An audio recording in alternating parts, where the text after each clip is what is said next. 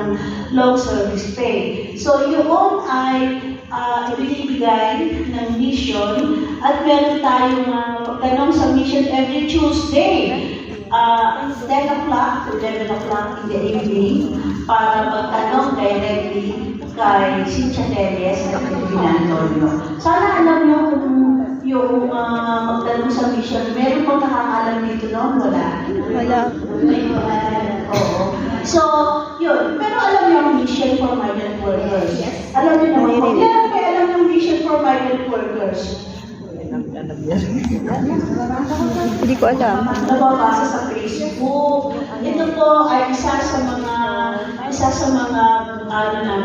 proyekto at ito, serbisyo na ibigay po kami ng libre trainings and seminars sa lahat ng mga migrante.